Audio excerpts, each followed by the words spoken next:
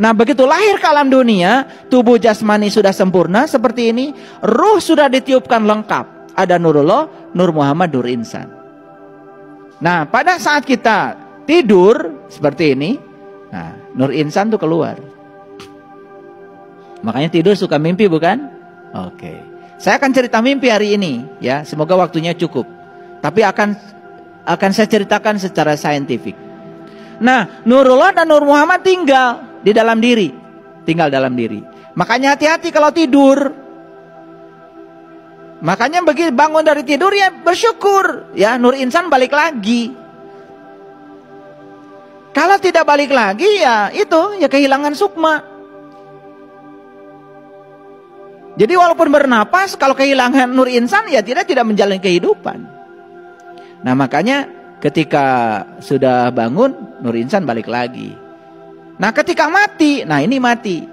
Kalau mati dalam keadaan tidak tahu jalan pulang, Nur Insan ini ditinggalkan dalam tubuh Nurullah dan Nur Muhammadnya keluar. Nah, inilah mati dalam keadaan yang sangat mengerikan. Nah, ketika kita mati harusnya begini. Nurullah, Nur Muhammad, Nur Insan gumulu meninggal, keluar semuanya. Sehingga tubuh ini kosong.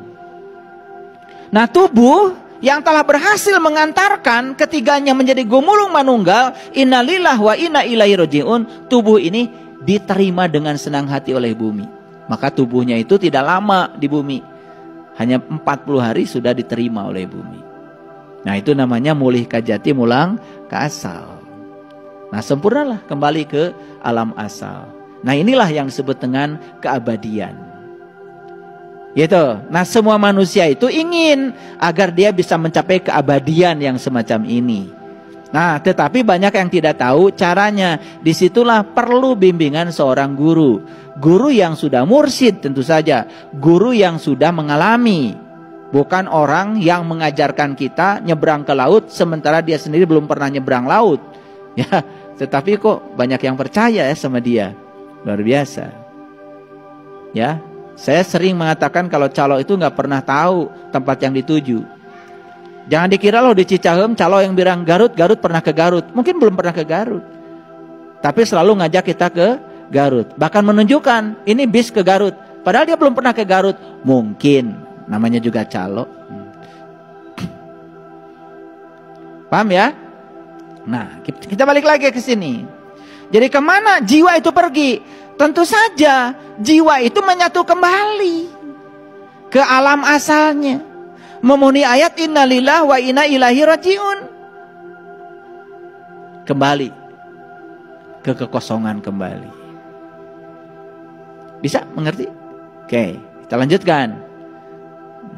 Nah, gimana caranya supaya jiwa itu tahu tempat asalnya? Disitulah kita harus latihan mati selagi hidup. Nah, itulah pentingnya kita latihan mati selagi hidup. Gitu. Baik para sahabat. Ini episode yang berbeda. Saya akan cerita tentang kematian secara utuh sekarang. Kematian itu sesungguhnya adalah pengingat. Ulangi. Kematian itu sesungguhnya adalah pengingat. Mengapa begitu? Kematian itu selalu dekat.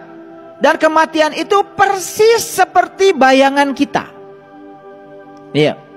Pernah nggak kita berpisah dengan bayangan? Gak pernah.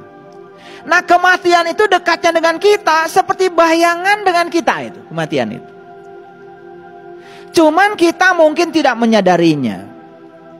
Tetapi kematian itu mengikuti terus dari saat pertama hidup sampai hingga terakhir. Makanya kematian tidak memandang usia. Oh, kematian hanya untuk gogo tadi. Ya, memang kebanyakan sih di usia itu. Karena tubuh tidak layak pakai lagi. Gitu. Tetapi kan ada juga bayi mati. Ada juga orang yang usianya belasan tahun meninggal. Ada juga umur likuran meninggal. Kan gitu. Ya. Jadi tidak memandang usia. Nah, kematian itu adalah proses. Sebagaimana hidup adalah proses. dan mereka berjalan bersama. Jadi kematian dan kehidupan itu bukan sesuatu yang terpisah. Persis seperti dua roda yang bergerak membawa itu gerobak. Coba gerobak yang ditarik oleh delman, kalau rodanya cuma satu nggak jalan, karena rodanya dua jalan. Nah, kehidupan dan kematian itu seperti itu, ya, berjalan beriringan seperti dua roda yang menggerakkan delman. Jadi bergeraknya delman karena ada dua roda.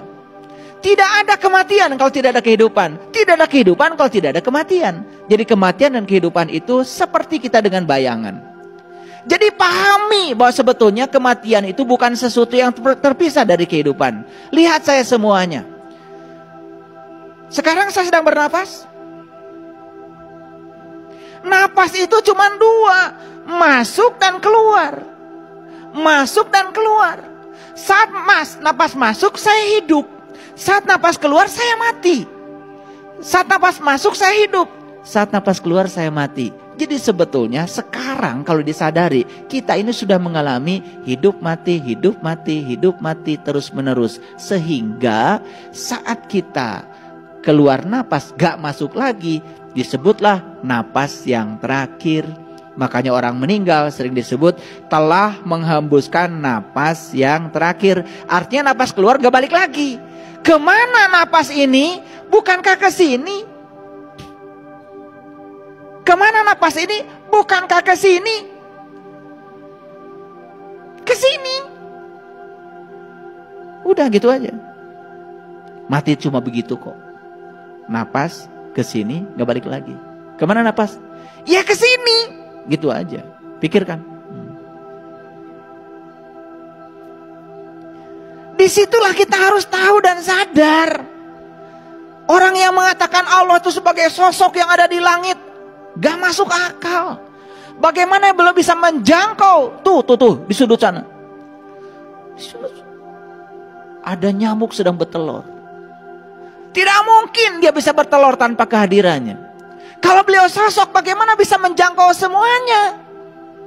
Maka beliau bukan sosok. Beliau adalah ini. Tidak ada satu peristiwa pun yang tidak ada kehadirannya.